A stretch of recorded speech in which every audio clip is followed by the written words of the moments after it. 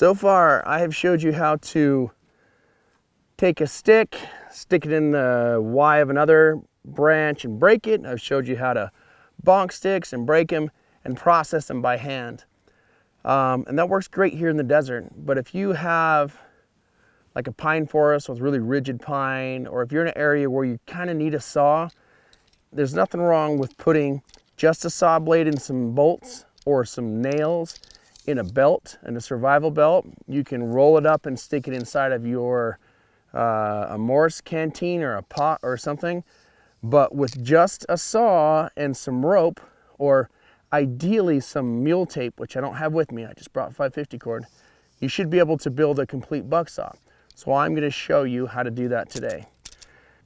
The measurement that matters most is that the stick is 1 hand length shorter than the blade, because it's gonna kind of bend. You don't want it to be longer, you want it to be a little bit shorter. And this is the batoning stick I've been using all the time, but it just happens to be good for what we're about ready to do. So if I measure, this is touching here, this is a hand length shorter, right there's my mark. That's where I need to trim the stick. Now, I talked earlier about using a baton technique over the shoulder, which I'm going to show you now, using this other little piece. These two pieces are going to be the uprights on my saw. So when you put this over your shoulder, you're holding it here. It gives you the ability to notch with your left hand, okay, and pound with your right if you're right-handed. I can just about chop that completely in half using this technique. It's kind of rolling on me.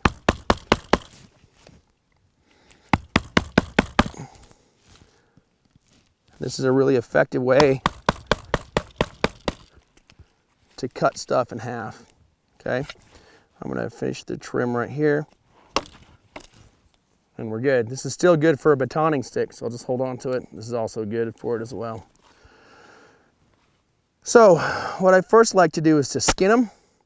That'll take a minute. What you can do is pound this in a tree and then scrape these with it. That's a fast way to do it. I really don't have the right kind of trees here to do that, so I'm just gonna do it the old school way and pin it and skin it just like this.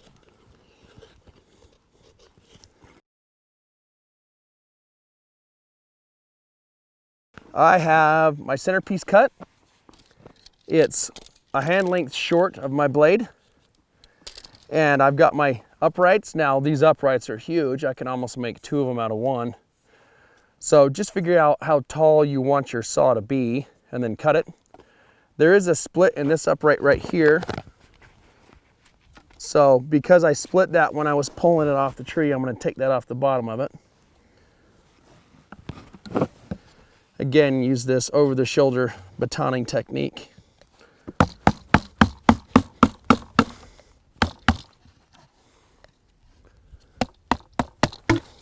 That's still splitting a little bit. I'm gonna have to cut it out.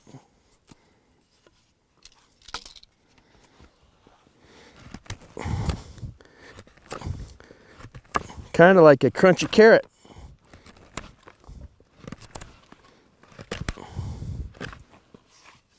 And then take that sharp part off. I don't want any sharp pieces on there. Now,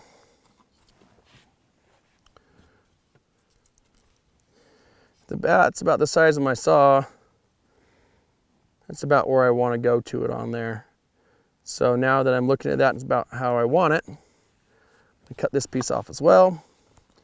Try to do this without splitting it.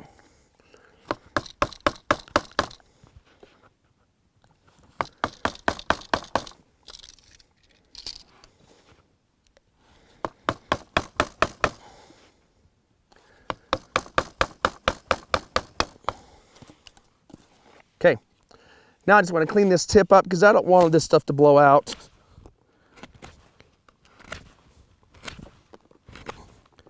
And it's going to be under a lot of pressure. So if you have kind of dealt with these edges, you won't have the fiber layers splaying off.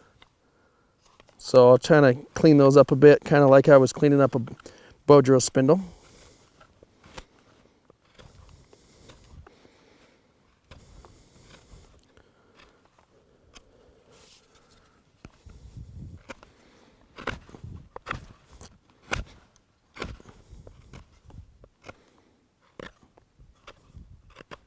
Still can't get over how much that sounds like a carrot. Densest carrot ever though. Right, now I have one upright, one centerpiece. I need the other upright. Now I got a bend here. I can either integrate the bend in the mix, or I can go below the bend, but I need it to be about that much length. So I think I'll cut it here and just make that. I'll cut it just above it, and that way we won't have to deal with the bend.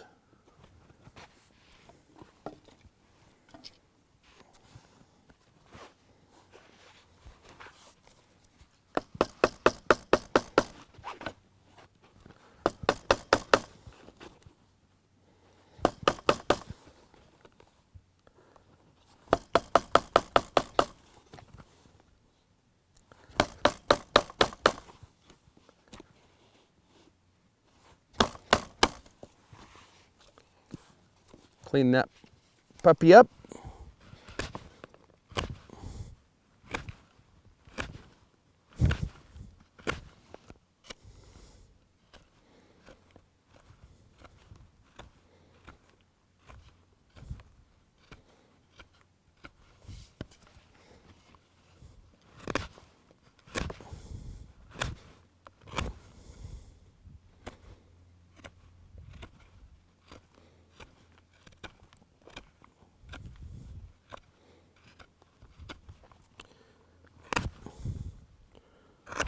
And this is the Harleton H buck saw, something that I learned from Karamat, from Kelly Harleton.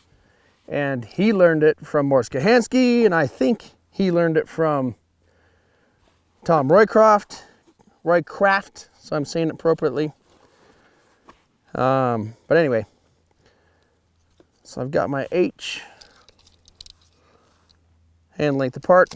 Now what I want to do is I want to make a screwdriver on both of these sides and just a small divot on the end. I want to see how it's going to kind of naturally lay. It's got a little bit of an upward spoon to it, so that I can cut this way.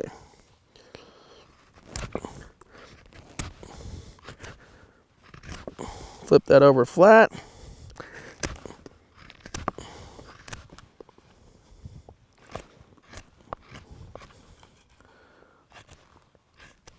Now here, all I'm going to do is cut it just enough of a spoon that it's an indentation, that it's concave instead of convex. It doesn't have to be amazing, it just has to be enough.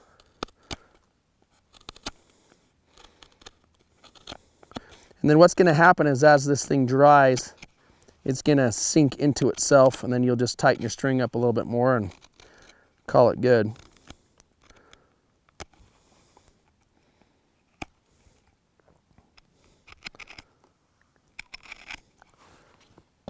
That's all you need right there. Let's do that same thing to the other side. I'm gonna clean this back side up a little bit.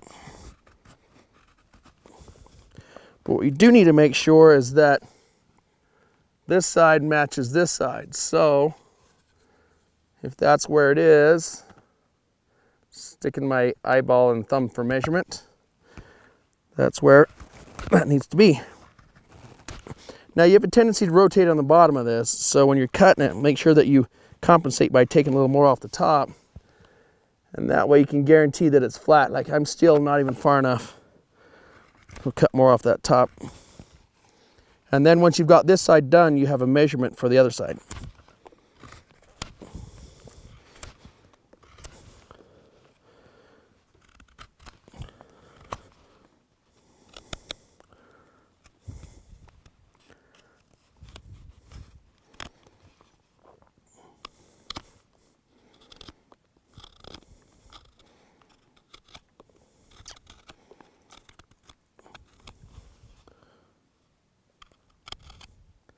Again, all I'm doing here is just a little bit of a cave, just enough that it's about the same shape as the stick I'm going to touch. And it's just enough so that it won't rock out.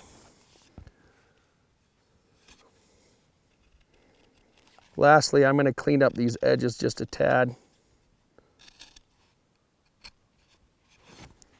so that when it pushes on it, it won't rotate out. Now, I don't have to get super fancy with it, but I do want it to be a little more of a valley because my stick is a little bit smaller.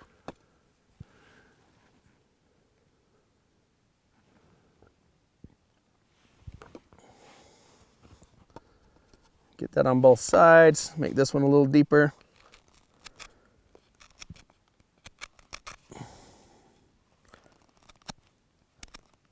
Like I said earlier, it doesn't have to be perfect because it's going to shrink and change its shape just a tad bit, and that will deal with any imperfections you have in what you've created. Okay. So I've got a natural bow inward on this and a natural bow inward on this, and I'm going to utilize that to my advantage. So right here is my H. Now, there's kind of a split missing in that one, so I'm going to flip it. And something to think about, the higher the depth, the bigger the board you can cut through. So if you're making this really small, you can only cut through like a 4-inch board or a 4-inch log. So you want it about in the middle so that it will grab appropriately. Once you've got this set up, then you can kind of see where, you know, we've got the curve to the banana here. I can see where that needs to be split, just like that. So I'm going to measure it like this. Now, there's a bunch of different ways you can do this. I think this is probably the easiest way, because you got to split it a little deeper than you think to put your saw blade in it. And it's just going to chase the grain naturally. And I go just past the depth of the blade, and then I'm going to pull that out. There's saw blade number 1. Now this one, I have the split on this top side, so I want to stay away from that. And I know the curvature goes inward like this. So right there is where I want my saw to ride.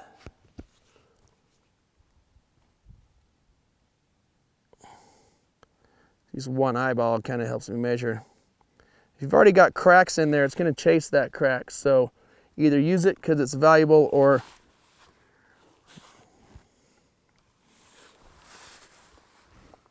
my knife. Oh, I'm being dumb. My knife's in my hand. If you've got a crack, it's going to chase the crack. If you've got pre-existing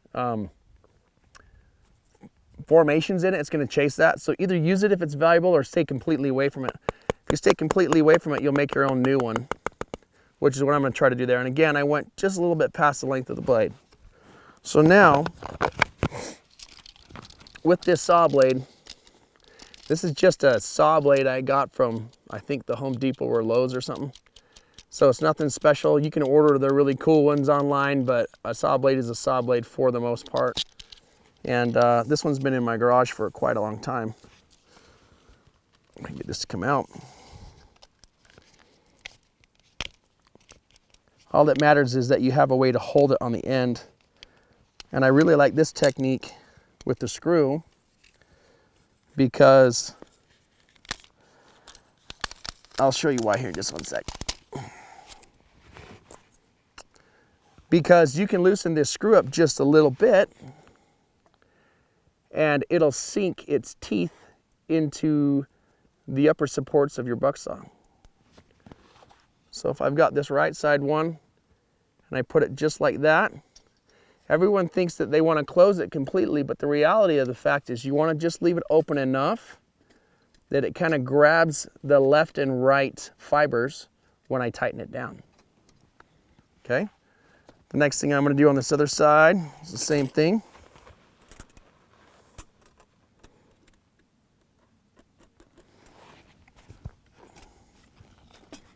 I've got that arc again, and since I want that to be the outside, or this is the inside, and that's the outside, I'm going to slide that in here. And again, I'm going to go just high enough that it's going to hold the teeth, and then when we tighten it down, it should ride like that.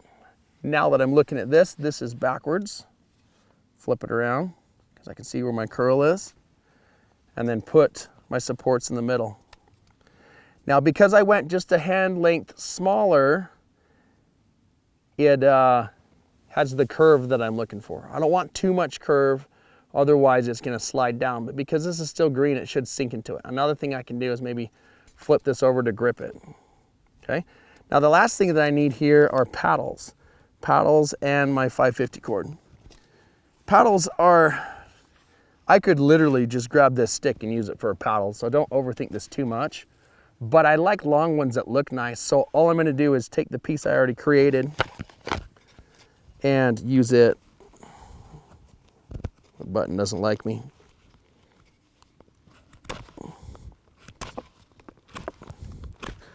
Clean the bottom of that up.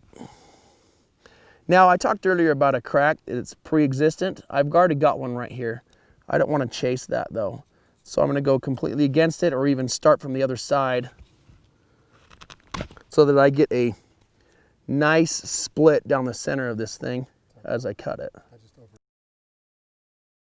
Now, a paddle, like I was saying a second ago, you could use any stick for a paddle, but I like to use something a little more robust and make a quality saw that I'm going to want to use more than one time. And fortunately, you can see once it splits, it chases right down the grain. Now I'm running into the cracks on the backside, and that changed the direction of that split, which is fine because I only need the first part of this. So I'm just going to trim off these last little bits, but these can be my paddles. Actually, let's do this the easy way.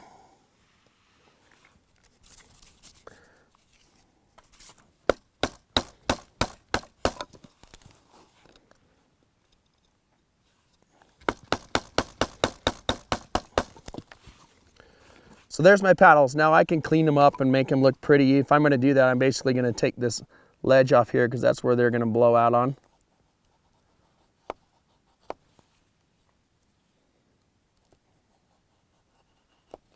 And then I'm going to clean up this sharp stuff on the back so that it doesn't grab on my strings or come apart.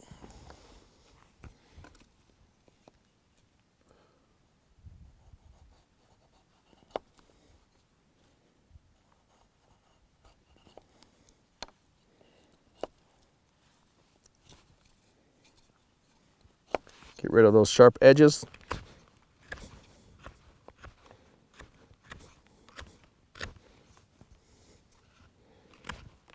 And we've got two paddles. Now from here, it's just assembly. I've got another hank of cordage, and this is a little bit of an awkward thing to assemble. Anyone that's done it, they know what I'm talking about. So I'm just gonna kind of set it here against the wood. Now I trimmed a little bit more than what would be perfect off of my center stick. So hopefully it will still work, but worst case scenario, it's made of wood. Just go get another piece, right? I'm gonna put it right here.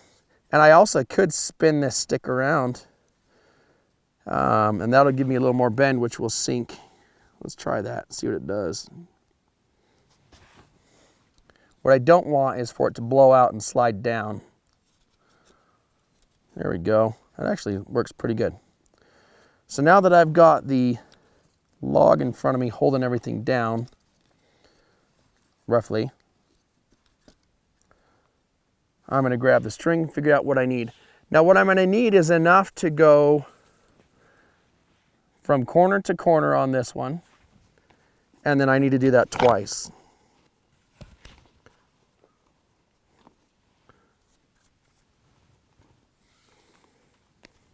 Probably a little bit more than what I need. Tighten my button up on my hank again. And then it's best to do this, like I said earlier, with something that's flat. So either I'm going to try it this way. If it doesn't work, I'll pull the guts out and try it with just the mantle, remove the kern. Ideally, you do this with flat tape of some sort, but I wanted to do it this way because sometimes you use what you've got.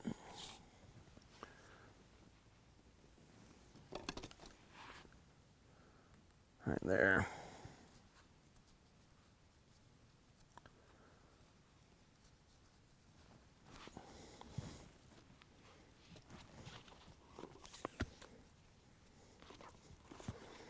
going to start this with a square knot, and if it doesn't work, we'll change it.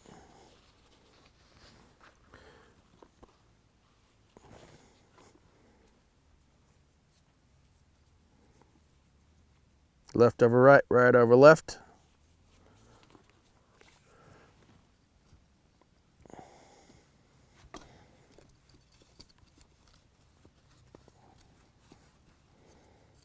And I like the idea of leaving it here, which I'm just kind of discovering right now, because it keeps everything nice and steady. So these are going to cross and have a high side and a low side. There's a natural bend right here, so I'll put it above that bend. Put this down below. Kind of shift it until it's level-ish. And even though it's already a little bit snug, shift that down a little more. Now I can introduce my strings. Actually, these should be,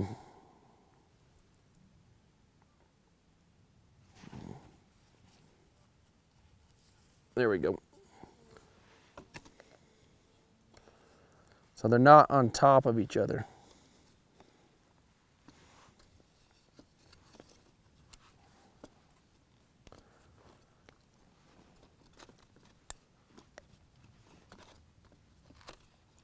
Usually I have a buddy help me with this.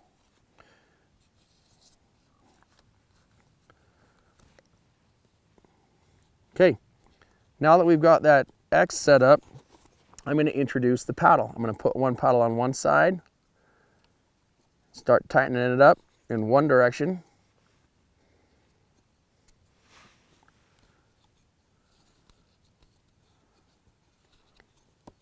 then I'm going to add a paddle on the other side and tighten it up in the other direction.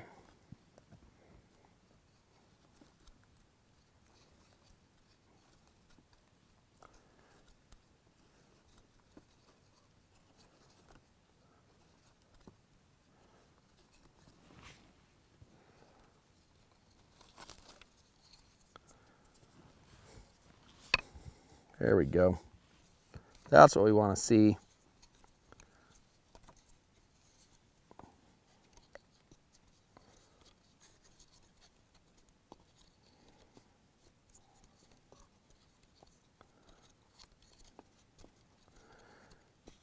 Now, since Carly Harleton came up with it, that's why they call it the Harleton H.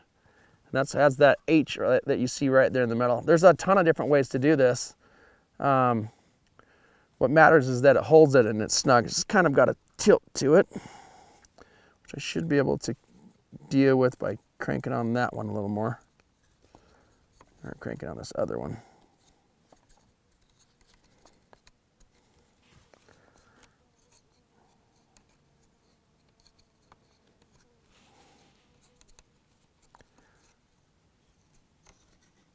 And there we have it. Now I've made a buck saw. It's a little bit wonky, but that's because this is a little small and this is a little short, which I can either go make new pieces or I can just drive on. Now, I'm completely blowing this out. I want to shrink that down a little bit more. But what's going to happen is as this dries, it's going to sink. So you'll see it start to push pressure right here on that joint, and it will just sink in. It will kind of make a natural groove that stays. But just to show you how this works,